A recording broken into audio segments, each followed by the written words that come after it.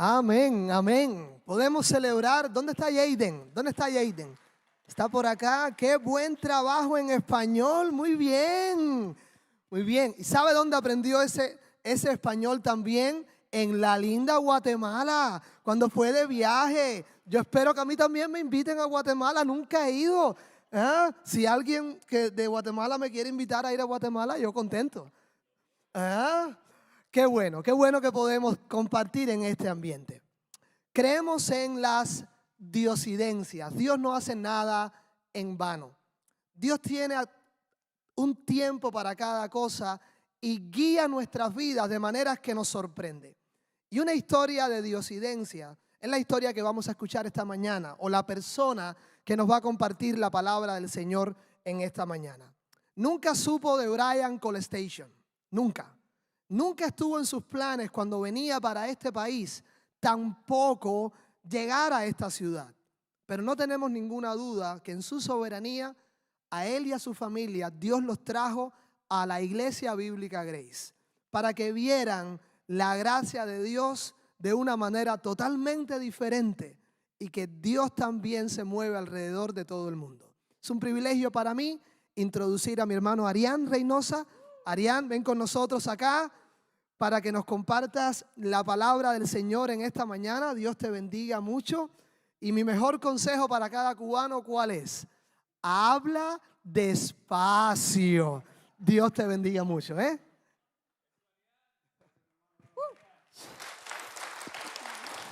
Si me escucha, ¿puede levantar su mano? Ahora creo que sí. Qué bueno, qué bueno. Buenos días. Good morning. Buongiorno. Buen día. Cualquiera que sea su idioma o cultura de trasfondo, bienvenido a este tiempo. No voy a enseñar como buen cubano. Hoy tomo el bate y voy a tratar de conectar un jonrón para Jesús. Amén. Así que Dios le bendiga en esta mañana. Y sabe que estamos en la serie del Evangelio de Juan, Come and See, ven y ve. Es curioso las particularidades del Evangelio de Juan. Me llama mucho la atención como un teólogo, profesor del seminario de Dallas, llamado, déjenme leerlo para que no se me olvide, Darrell Buck, en su libro El Jesús de acuerdo a las Escrituras, presenta a Jesús de una manera muy particular en el Evangelio de Juan, a diferencia de los evangelios sinópticos, los otros tres. En los evangelios sinópticos, los evangelistas presentan, así como dice este autor en su libro, a Jesús earth up, ascendiendo desde la tierra, pero el evangelio de Juan lo presenta heaven down, bajando desde el cielo, enfatizando la deidad, el carácter mesiánico de Jesús. Así que en esta mañana vamos a seguir este hilo que está hilvanando, que está tejiendo esta relación personal de nosotros con nuestro Salvador a través de una historia hermosa.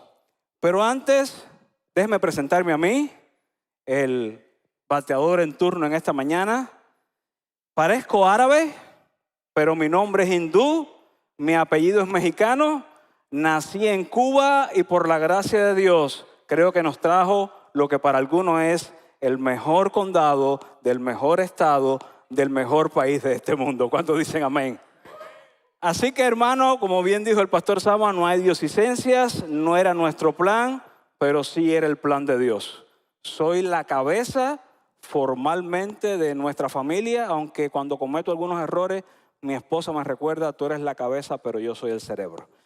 Entonces, mi esposa se llama Telmis y mis dos hijos son Ariel y Keren, que hoy nos acompañan acá, y gracias a Dios por su vida, por sus apoyos y oraciones. Amén. Así que, como ya lo sabes, estamos en la serie Ven y Ve, pero Dios nos convoca en esta mañana bajo un título diferente, y es Cree y Ve. Así que si puedes decirle al que tienes a tu lado, vas a creer para ver y no al revés. No vas a ver para creer, sino que vas a creer para ver. Amén. Así que de los encuentros anteriores hemos aprendido, por ejemplo, en el encuentro de Jesús y Juan el Bautista, lo predicó el pastor Samuel sobre identidad, propósito, y ser sensibles para ver a Cristo y participar en la obra del Espíritu Santo.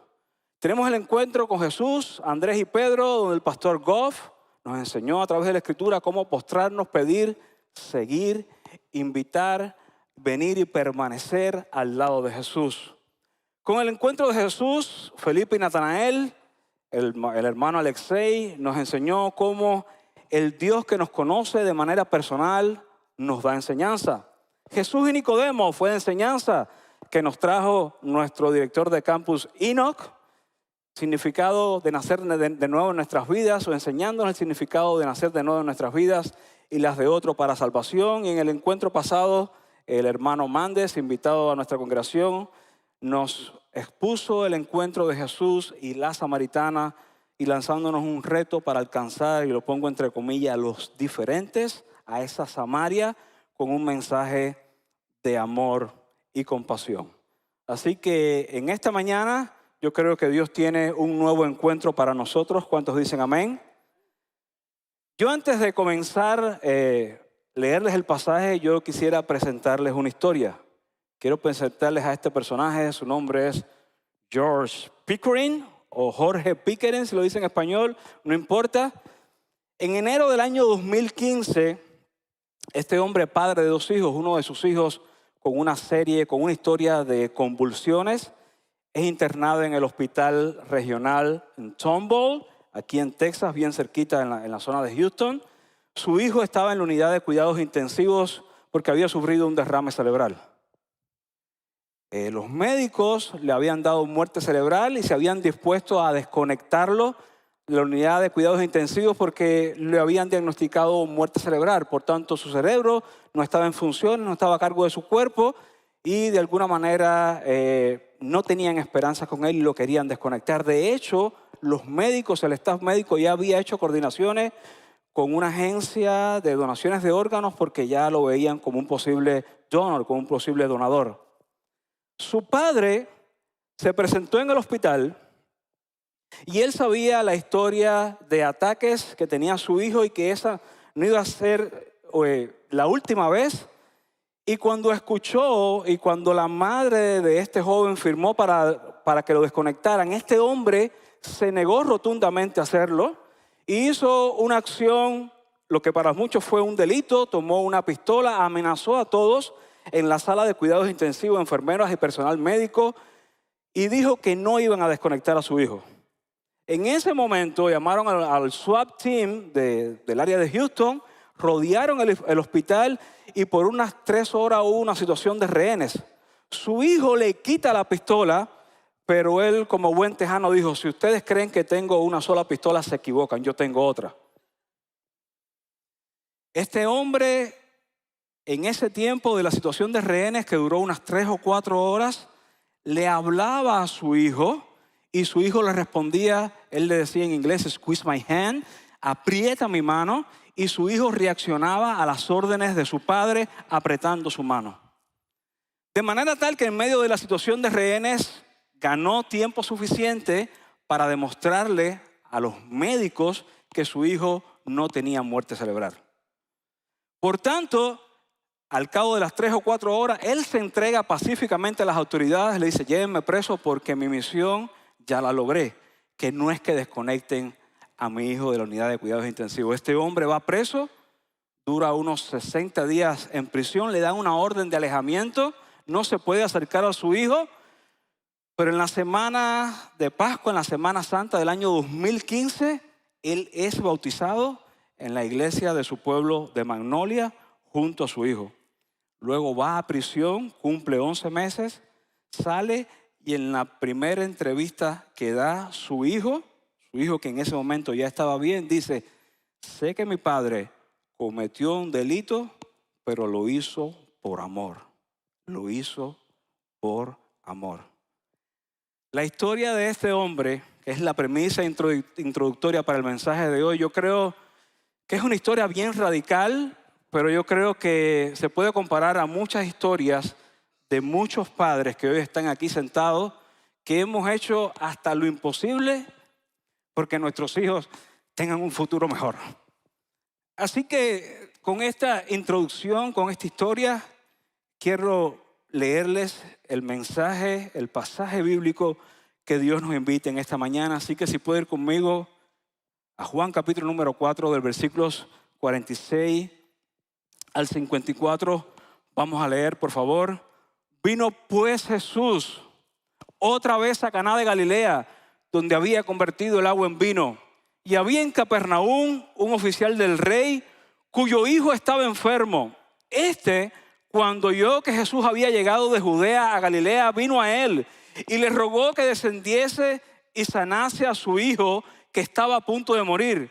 Entonces Jesús le dijo: si no vieres señales y prodigios, no creeréis.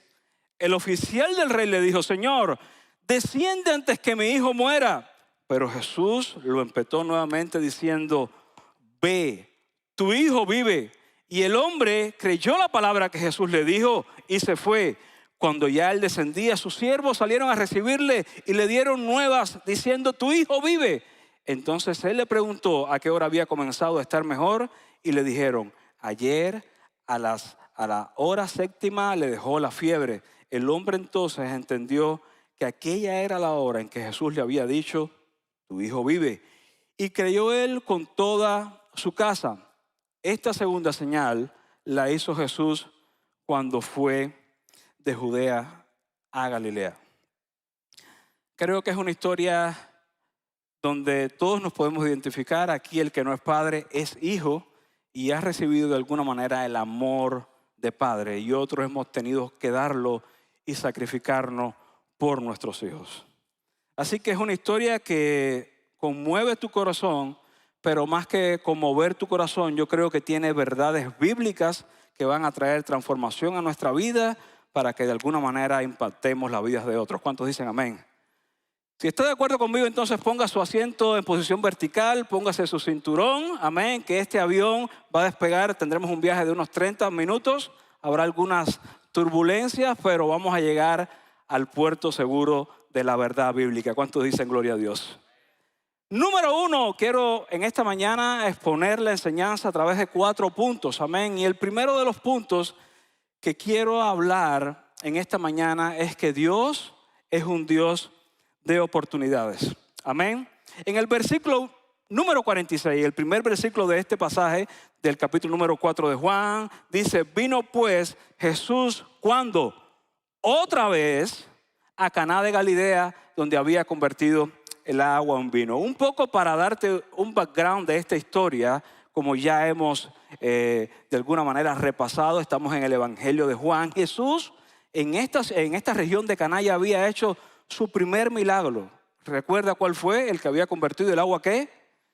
El agua en vino. Había hecho una transformación sobrenatural en una boda y había convertido el agua en vino. Por tanto, Jesús se había dispuesto a venir otra vez a esta región. Y a mí en lo particular me llama mucho esta frase, y más que esta frase, este adverbio de tiempo, otra vez, una terminología griega, que yo sé que usted sabe griego seguramente, que es palin, es un adverbio temporal. Se nombra unas 141 veces en el Nuevo Testamento y está de alguna manera relacionado con Jesús. Por ejemplo, en Mateo 26:42 dice: otra vez palin fue y oró por segunda vez. Marcos 4:1 dice: otra vez comenzó a enseñar. En Marcos 8:25, luego le puso otra vez las manos y le hizo que mirase, fue restablecido, lo sanó otra vez. Juan 8:12, otra vez Jesús le habló. Por tanto, vemos otra vez a Jesús orando, enseñando, profetizando, sanando. Por tanto, hermano, mi primera esperanza es puesta en esta mañana que si Jesús lo hizo una vez, lo va a volver a hacer de nuevo. Que si Jesús lo hizo allá, lo va a hacer aquí. Que si Jesús lo hizo con otros, lo va a hacer con nosotros. Amén. Por tanto, me llama la atención cómo Jesús una vez más nos da una nueva oportunidad. Yo sé que los otros campus lo han hecho genial, lo han hecho maravilloso, pero Jesús una vez más lo va a hacer con nuestro campus aquí en Midtown. ¿Cuántos dicen amén? Me llama mucho la atención nuestra multiculturalidad. Amén. Como bien decía, yo soy una mezcla de muchas cosas. Y cuando pienso en la multiculturalidad, a veces pienso en una pizza. La pizza es redonda, usted la corta en triángulos, pero viene en caja cuadrada. Es decir, es una mezcla de muchas cosas. Pero lo que tiene la pizza es que todos las disfrutan. Así que cuando decimos many people, una familia, no sé por qué, y no es que tenga hambre, pero me viene a la mente una pizza. Entonces, hermano, yo creo que en mi historia personal y en la suya también, yo sé que Jesús nos se ha demostrado como un Dios de oportunidades. ¿Cuántos dicen amén? Le voy a hacer una historia personal mía. Usted sabe que soy, como ya le dije, soy de Cuba. En Cuba hemos sufrido un gobierno autoritario, comunista, durante más de 60 años. En Cuba hay una escasez de todo. Amén. Por tanto, esa escasez nos ha impuesto un modo de vida, o más que de vida, de supervivencia, que ha afectado muchas áreas del cubano en particular. Por tanto, por ejemplo, cuando usted está en su casa, en el balcón, en su departamento, y ve a Paquita, la del barrio, correr, usted no le dice qué pasó. Usted le pregunta qué sacaron. Porque esa persona que va corriendo seguramente va a hacer lo que en Cuba decimos una cola. Es lo que quizás en México se conoce como una fila. Amén. Y nosotros tenemos la particularidad, o somos muy hábiles en hacer colas. En Cuba nosotros no nos formamos, nosotros marcamos la cola. Amén. Y antes de preguntar qué sacaron, nosotros vamos y nos formamos en la fila. Nosotros hacemos la cola. Nosotros no preguntamos qué sacaron, porque lo que saquen, no importa, nos va a hacer falta. Amén. Con esa mentalidad, yo conocí al Señor por allá por el año, que suena ya así bien viejo, suena así, en el año 2005, ya yo creo que ya uno ya mira hacia atrás y dice, wow, qué cantidad de años. Y por allá por el año 2005 yo conocí al Señor y comencé a caminar con el Señor, pero aún tenía esta mentalidad de que va a haber, pero se va a acabar. Y si no agarraste hoy, se te fue el chance y no va a haber otra oportunidad. Y recuerdo que yo comencé a servir en la iglesia, me involucré rápido en ministerios y donde mejor encajaba por mi manera de ser fue en el ministerio de misiones. En Cuba no salimos, o en ese momento no salíamos al mundo porque no nos permitían, por tanto nos entrenábamos ahí en nuestro ámbito local. Íbamos a pueblos cercanos, a barrios cercanos y hacíamos misiones en nuestra provincia, dentro de nuestra nación. Y yo me involucré rápidamente. Y recuerdo que comencé a formar parte del equipo de misiones de mi iglesia. Y la iglesia cubana ha sido históricamente muy apoyada por la iglesia americana. Le ha dado recursos, entrenamiento, materiales, para que la iglesia cubana, de acuerdo a sus necesidades materiales, crezca también. Y recuerdo que enviaron un dinero a mi iglesia para comprar bicicletas para los misioneros. Y le compraron bicicletas a los misioneros, pero ¿saben quién se quedó sin bicicleta? Yo creo que ya lo saben, me quedé sin bicicleta. Y hermano, con mi mentalidad de que si no alcanzaste, te quedaste, yo dije, pues ya Dios no tiene más nada para mí. Y recuerdo que hicieron un servicio especial y pusieron las bicicletas en el altar y llamaron a los misioneros. Y yo estaba sentado en mi silla ahí como,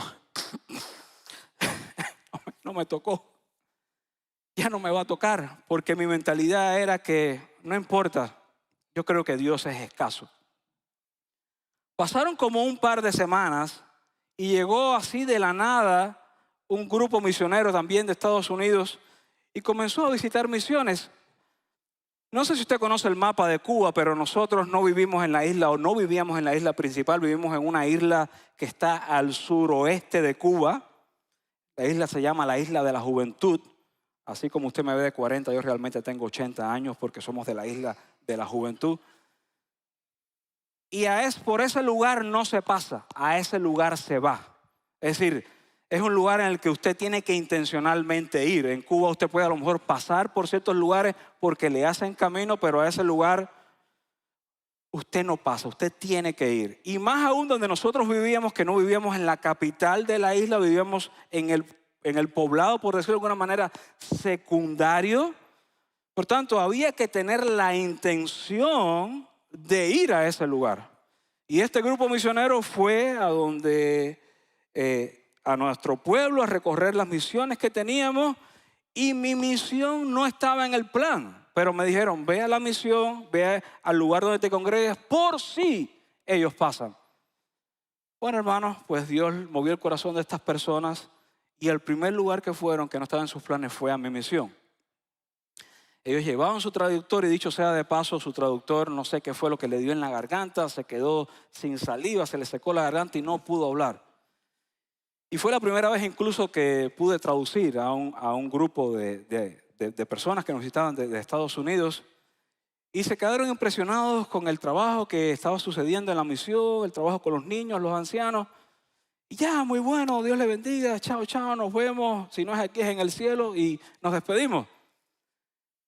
Hermano, eso me recuerdo que fue un sábado y en la noche en el servicio voy a la iglesia y la gente me miraba así como con una sonrisa dibujada en sus labios. Y yo, ¿y qué está pasando aquí? Y cuando miro así al altar, había una bicicleta, que es la que le estoy presentando ahora, que me habían regalado estos misioneros americanos. Y de una manera muy sobrenatural puedo decir, Dios cambió mi mentalidad, que Dios no es escaso. Que el que se acerca a Dios tiene que creer que en Él hay. Que si te acercas a Dios, debes de creer que hay provisión para ti y para los tuyos. Y no hablo de cosas materiales, sino que sencillamente hablo de que tenemos esperanza en aquel que nos llamó de las tinieblas a su luz admirable. Y he aquí la bicicleta. Hermano, básicamente eso era como tener un Porsche Cayman, no sé si lo dije bien, un carro de $100,000 en el contexto cubano, hermano. Mire, esto era lo máximo. Y ahí están mis hijos en nuestro Porsche Cayman en ese tiempo. Y hermano, y gracias por la gloria de Dios, Dios me demostró que Él no era escaso, que era un Dios de oportunidades y que si lo hacías con otros, lo podía hacer conmigo. Y que se lo hacía allá, lo podía hacer acá. Y que se lo hacía en otro tiempo, también lo puede hacer en este tiempo. Amén. Por tanto, el versículo inicial de esta historia me habla de que Dios se presentó una vez más al lugar donde ya había hecho un milagro. ¿Por qué? Porque Dios no es escaso. Porque Dios tiene innumerables oportunidades para aquellos que vienen a su encuentro. Y entonces vino este hombre, y vamos a leer acá en este versículo, y había en Capernaum un oficial del rey cuyo hijo estaba enfermo. No se dice mucho más de este hombre, pero este hombre era un oficial del rey. Era un oficial del rey Herodes Antipas, hijo de Herodes el rey grande. Recuerde que Herodes el primero, el grande, dividió su reino en los 4 de sus hijos.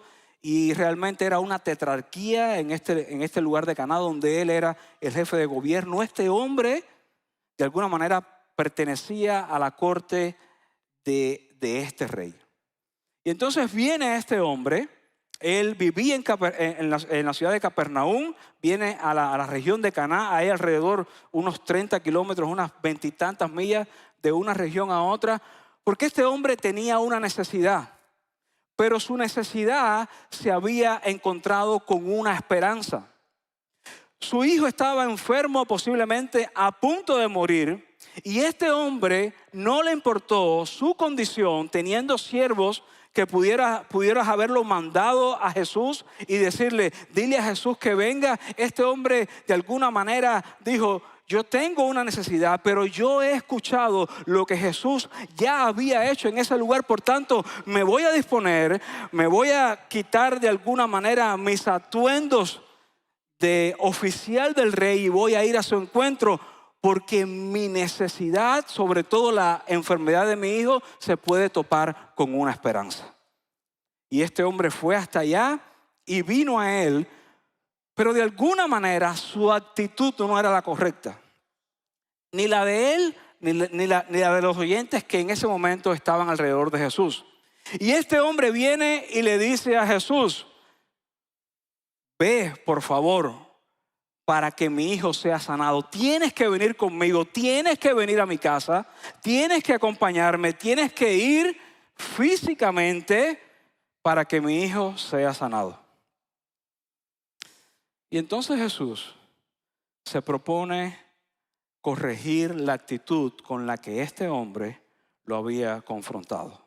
Y la de él y la de todos los que estaban presentes en ese lugar. Por tanto, en este segundo punto vamos a hablar sobre una actitud que se corrige. Sobre cómo muchas veces sí, hay esperanza en Jesús. Hay un Dios de oportunidades, un Dios que una vez más nos da nuevas oportunidades y que viene a nuestro encuentro y que está dispuesto, sí, a suplir nuestras necesidades, pero a veces tenemos la imagen equivocada de quién es Dios en nuestra vida, en lo personal y en lo colectivo. Y Jesús no es alguien que nosotros podamos manipular. Jesús no es un títere que se tenga que mover conforme a nuestra necesidad y hacer lo que nosotros le ordenemos o lo que le pidamos que Él tiene que hacer según nuestra manera de ver nuestras circunstancias. Por tanto, hermano, Jesús dice en el versículo, si no vieres señales y prodigios, no creeréis. Por tanto, Jesús va a exponer ahora, de alguna manera, ¿serán las señales suficientes para despertar la fe? ¿O serán las señales el fundamento para que la fe sea el sustento de un creyente? ¿Pueden ser el fundamento de nuestra fe? ¿Son las señales, milagros, prodigios, algo en el cual podemos basar nuestra fe? Jesús estaba dispuesto de alguna manera a responderle estas preguntas implícitas en la petición del noble. Entonces, hermanos, si analizamos, por ejemplo, en Juan capítulo 4, versículo 11, creedme que yo soy en el Padre y el Padre en mí. De otra manera, creedme por las mismas obras. O en Juan capítulo 20, versículos 30 y 31 dice, hizo además Jesús muchas otras señales en presencia de sus discípulos, las cuales no están escritas en este libro, pero estas se han escrito para que creáis que Jesús es el Cristo, es el Hijo de Dios, y para que creyendo tengáis vida en su nombre. Por tanto, Jesús le está diciendo, en otras palabras, las señales solamente son una provisión que apuntan al proveedor. Son una brújula que nos llevan al Mesías, de ver a Jesús como nuestro Salvador, pero no son un requisito indispensable y fundamental para sustentar nuestra fe. En 2 Tesalonicenses, versículos 9 y 10, hablando del anticristo, dice Pablo, el inicuo cuyo advenimiento es por obras de Satanás, con gran poder y señales y prodigios mentirosos y con todo engaño de iniquidad para los que se pierden, por cuanto no recibieron el amor de la verdad para ser salvos. Incluso, hermano, el anticristo va a usar señales, prodigios y milagros para engañar a muchos. Por tanto, en este punto será bueno preguntarse, y ya creo que conoce la respuesta, ¿será una señal y milagro suficiente para basar nuestra fe? Seguramente aquí en Estados Unidos y también en nuestros países hay mucha gente creyendo muchas cosas. Hay mucha gente de alguna manera tomando caminos teológicos equivocados y presentando a veces un evangelio un poco materialista, y cuando hablo de materialista lo enfoco un poco en señales, prodigios y milagros, en que la gente, si no ven, no creen, y se encierra en un círculo vicioso donde una y otra vez su fe tiene que ser alimentada por un nuevo milagro. Y si no hay milagros, no creo. Y si no hay milagros, entonces Jesús no está presente. Y si no hay milagros, entonces no tengo la suficiente fe. Y la fe de estas iglesias, de una manera, se ve inscrita dentro de este marco, donde si no ven algo nuevo, no son animados a creer, y mucho menos a venir a un arrepentimiento para vida eterna. Por tanto, una señal, hermano, un prodigio, un milagro, nunca puede ser el sustento de nuestra fe. Nunca nuestra fe puede estar basada en algo que sí, de alguna manera, nos apunta al Mesías, nos apunta a nuestro Redentor, nos lleva o despierta nuestra fe, pero no puede ser el cimiento de ella. Por tanto, si no es la fe sustentada en obras, milagros y prodigios, entonces, ¿en qué puede estar sustentada? Y en el punto número 3, me remito al versículo número 49 de este pasaje. El oficial del rey le dijo: Señor, desciende antes que mi hijo muera. Yo me imagino el noble en este punto diciendo: a ver, Jesús, yo creo que no es momento de dar una clase de teología, no es momento de que me expliques ciertas cosas. Yo tengo una necesidad, tu clase está muy buena, pero mi hijo está a punto de morirse. Entonces, por favor, desciende conmigo, porque la única manera humana en la que yo veo que tú puedes obrar el milagro, la curación o la sanidad, como quiera que sea que usted le llame, es si tú lo haces a mi manera. Y esto, hermano, no es fe. Esto, hermano, es manipulación. Y algunas veces nosotros queremos conmover a Jesús, a Dios, presentándoles a veces nuestras cargas y problemas, pensando que lo podemos conmover a una misericordia, pero hay veces esto viene disfrazado con una manipulación, y a veces pensamos que si Jesús no lo hace a la manera que nosotros pensamos, Él ya no lo puede hacer. Y entonces, ¿dónde queda el Dios de oportunidades? Entonces, ¿dónde queda el Dios en que hemos creído? Entonces, ¿dónde queda nuestra fe? Jesús no le responde de la manera que Él quiere, pero sí le responde de la manera que Él necesita. Si hay una de las cosas que yo he aprendido a lo largo de mi caminar con Dios, es que Dios no nos da lo que nos merecemos. Él nos da lo que necesitamos. Y Jesús le dice: ve, tu hijo vive. Y el hombre creyó la palabra que Jesús le dijo y se fue. Yo sé que esto es muy escueto, es solo una línea, pero esto encierra una verdad bíblica enorme, hermano. Y antes de presentar la verdad bíblica, yo quiero que analicemos el contexto. Imagínese estar en una necesidad de esta magnitud. Estar en un laberinto donde al parecer no hay salida. Donde usted vino con una idea, pero ya la idea se transformó. Ya el plan no fue como usted quiso. Ahora Dios te cambió los planes y te redirigió la manera en la que tú pensabas que Él iba a obrar.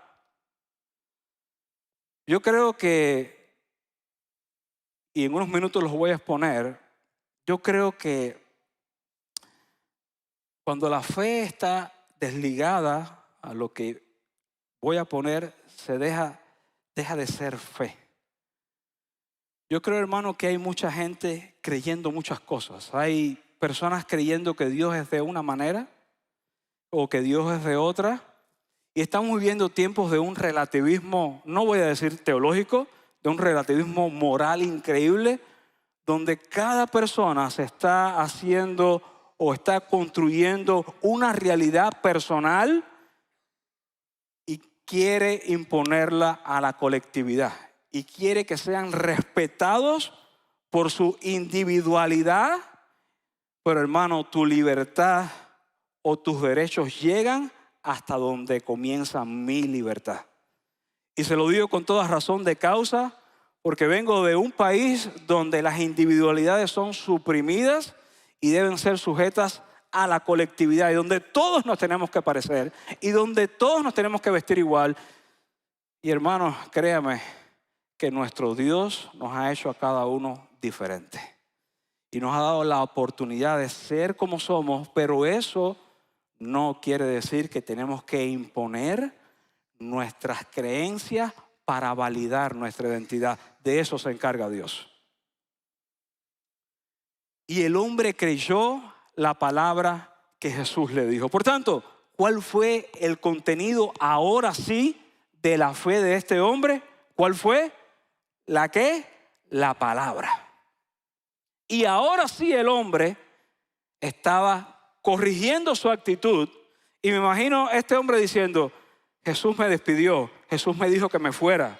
Jesús ahora me dijo que creyera que mi hijo era sano. Le tomó un día llegar y ahora le va a tomar un día regresar para ver si lo que Jesús le había dicho era verdad. Yo creo que es como un ping-pong, te dan y das. Llegaste con una idea, llegaste con un plan, llegaste con expectativas y ahora Jesús te regresa. Nada más similar a nuestra realidad, hermano. Que venimos a veces con expectativas, venimos con ideas y planes en nuestra cabeza y Dios nos los cambia radicalmente, pero nos los cambia con un fin y un propósito eterno. Entonces, hermanos, ¿qué es entonces la fe? ¿O por qué la fe tiene que estar basada entonces en la palabra? No son mis palabras, es la palabra de Dios. Romanos 10:17. Así que la fe viene por el oír y el oír por la palabra de Dios. Y esta es la palabra de fe que predicamos. Es pues la fe, la certeza de lo que se espera, la convicción de lo que no se ve, dice en Hebreos 11:1. Y en Juan 20:29, Jesús le dijo, porque me has visto, Tomás, creíste, y ahora sí, bienaventurados los que no vieron y creyeron. El mundo, hermano, necesita ver para creer, pero para nosotros ver necesitamos creer, es todo lo contrario. Dios está llamando a su pueblo a confiar en Él, pero ¿a confiar en qué? ¿Cuál es el sustento de lo que nosotros tenemos que creer? ¿En qué se basa nuestra fe? Hermano, es claro, sencillamente nuestro fundamento tiene que ser la palabra de Dios. Para que sea fe, para que sea quesadilla, tiene que tener queso. ¿Cuántos dicen amén? Para que sea fe, tiene que ser basado en la palabra de Dios, si no, no es fe. Usted puede creer en lo que usted quiera. Un chino puede creer que el arroz frito es mejor que el arroz chaufa, pero no lo es. Un colombiano puede creer que la salsa caleña es mejor que la salsa cubana, pero no lo es, hermano. No es fe, lo siento. Y un tejano puede creer que su barbecue es mejor que el barbecue mexicano. No disparen, por favor. Pero no lo es. Lo siento, hermano, eso no es fe. Es superstición. Para que sea fe, hermano, tiene que basarse en la palabra de Dios. Y quiero, y me llama mucho la atención esto, porque en las palabras de Jesús hay un patrón que se repite en toda la Biblia. Y es el patrón de imperativo y promesa. ¿A qué me refiero con eso? Que siempre que hay una promesa o una provisión de Dios, siempre Dios te pide acá que hagas algo. La fe basada en su palabra, siempre que la conectamos los dos, hay dos características. Una es la provisión que Dios nos da y otra es la petición que Dios nos hace para alcanzar esa promesa. Ve, tu hijo vive. Ve, imperativo, alcanza, muévete, cree. Porque para que la fe sea hecha, hermano, ¿necesita qué? Necesita obras para que sea confirmada. Imperativo y promesa. Y es un patrón que una y otra vez se repite en la palabra de Dios. Juan 3:16, el versículo más hermoso de la Biblia. Porque de tal manera amó Dios al mundo que ha dado a su Hijo unigénito, para que todo aquel que en Él, ¿qué cosa? Cree. imperativo, la acción. ¿Alcanza qué cosa? La promesa eterna. Juan 14:10, el encuentro con la samaritana, le dice, respondió Jesús, si conocieres el don de Dios y quién es el que te dice, dame de beber, tú le pedirías, es la acción. ¿Y él qué cosa? Te va a dar la promesa, el agua de vida. Por tanto, hermano, en esta sencilla frase que Jesús le dice al noble rey, hermano, está el patrón de nuestra fe. Está la promesa ligada a un imperativo. Llegado a este punto, hermano, te pregunto en esta mañana, ¿cuántas promesas Dios te ha mostrado en tu vida que puedes alcanzar basado en su palabra, para lo cual Dios te está pidiendo que te muevas, que hagas algo? Como seres individuales, pero también como iglesia, hermano, ¿a qué Dios nos está retando en este tiempo? Me llama la atención ver cómo unas jóvenes, tan jóvenes, van a lanzarse a predicar, van a San Antonio, van aquí, van allá. Porque Dios nos está retando en este tiempo a alcanzar sus buenas y nuevas promesas basadas en su palabra para que su iglesia impacte la vida de otros. Por tanto, hermano, revisemos nuestras vidas basado en su palabra que Dios nos está prometiendo en este tiempo y qué tenemos que hacer para conectar nuestro estilo de vida con esa promesa de nuestro Salvador, sea cual sea la promesa que hay para tu vida. Hay una promesa en la Biblia que es la promesa de mi vida, es Jeremías 29:11, que dice, porque yo sé los pensamientos que tengo acerca de ti, pensamientos de bien y no de mal para darte el fin que tanto esperas. Esa es la promesa de mi vida. Cuando estoy un poco desorientado, desanimado, agarro la Biblia, me miro al espejo y yo mismo me la leo. Y me digo a mí mismo, Dios sabe los pensamientos que tiene acerca de ti. Dios me conoce, Dios te conoce. Y Dios sabe el potencial tan grande que hay dentro de ti. Sabe que como buen cubano a veces trato de explicar las verdades espirituales con un juego de pelota, con un juego de béisbol.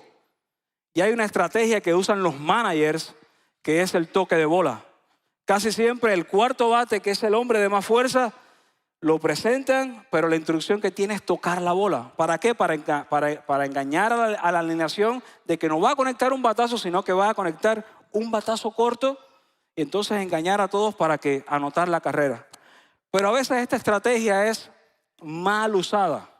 Y entonces el hombre que tiene fuerza le dicen que toque la bola. A veces en nuestras iglesias estamos usando las estrategias equivocadas, estamos haciendo que la gente que tiene un gran potencial, mi hermano, en vez de conectar un jonrón para Jesús, toque la bola. Gracias a Dios no es nuestra iglesia. Yo creo que el espacio que se ha abierto en nuestra iglesia, lo multicultural que es, nos está dando la oportunidad a cada uno de nosotros a explotar el potencial tan grande que Dios ha puesto en cada uno de nosotros. Tú eres un cuarto bate de Dios. Tú eres alguien que Dios ha puesto y sembrado en este lugar y en este tiempo para que hagas grandes cosas para el reino de Dios. Tú no eres cualquiera. Tú eres una hija y eres un hijo de Dios que ha fundado su fe en su palabra y que eso te lleva a alcanzar nuevas promesas conforme a los imperativos que Él te ha retado para que hagas en este tiempo. Lo que más me asombra de esta historia es el punto que viene a continuación. Es el cuarto punto. Es la historia de transformación. Una transformación que impacta. ¿Ven?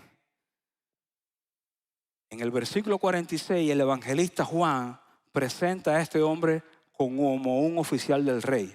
Así, sencillamente. En el versículo 50, dice, y el hombre creyó en su palabra. Lo despojó del título. Cuando el hombre creyó, le quita el título y lo presenta desnudo. En alma me refiero, para resaltar que es un material en bruto que ahora ha creído. Y en el versículo 53 ahora sí le da la categoría de padre. Y me llama mucho la atención la transformación o las categorías de transformación que el evangelista use para reflejar el ascenso del peregrino, como es en el título de la película, de este hombre. Un oficial del rey que se transforma en un hombre y que termina siendo un padre. En el versículo 53, en la última categoría de transformación, que es padre, al final del versículo dice, y creyó él con toda su casa. Su casa no creyó cuando era un oficial del rey o cuando era un hombre. Su casa creyó cuando el padre, confirmada su fe, experimentó que lo que había dicho Jesús era real. Hay una historia de transformación. Y no sé si usted encuentra las similitudes, pero en el primer milagro que hace en esta misma región de Caná, convierte el agua en vino. Ahora no precisamente hace ese milagro, pero sí transforma la vida de una persona que impacta a mucha gente, en este caso su familia. ¿Tú quieres transformar o más bien impactar la vida de los tuyos? Hermano, transfórmate. ¿Tú quieres alcanzar a los no perdidos? La transformación comienza en nuestro corazón. ¿Tú quieres ir más allá, a Samaria, a Judea y hasta lo último de la tierra? Hermano, necesitamos una historia de transformación para eso. No se puede alcanzar a nadie si en nuestro corazón no hay transformación.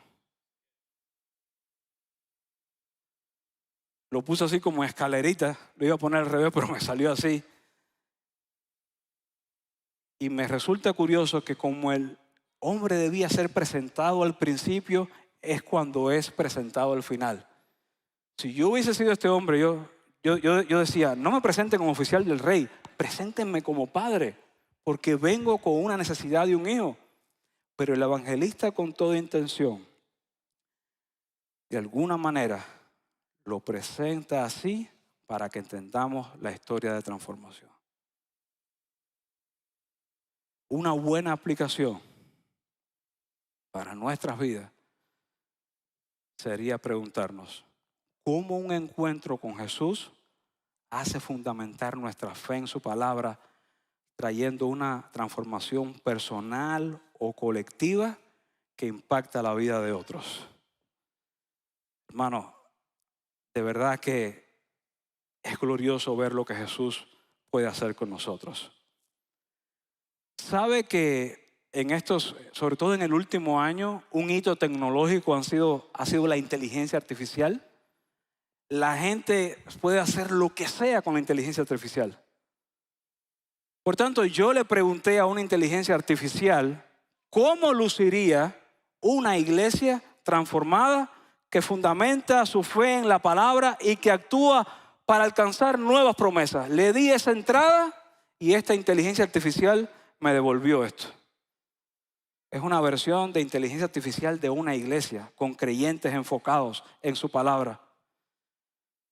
Pero ¿sabe qué, mi hermano? Yo creo que esta inteligencia artificial me quedó a deber, porque así no luce una iglesia transformada en el poder de su palabra que impacta la vida de otros. ¿Sabe cómo luce una iglesia así? Luce así. Luce grupos, el primer grupo liderados por hispanos que van overseas a alcanzar los no alcanzados. Luce como un grupo que usa sus dones y talentos para alabar y adorar e invitar a otros a adorar a Dios.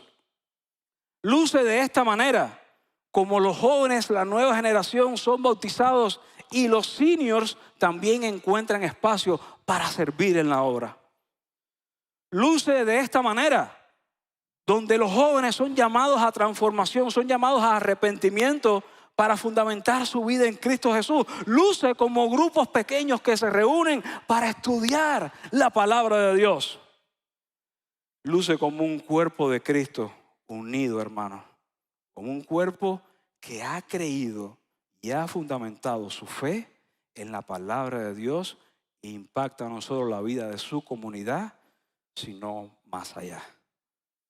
Así luce, hermano, un cuerpo sano, un cuerpo espiritual sano que ha puesto su fe en la palabra de Dios. Conforme avanza la semana, quiero exhortarte a que sigas estudiando el libro de Juan.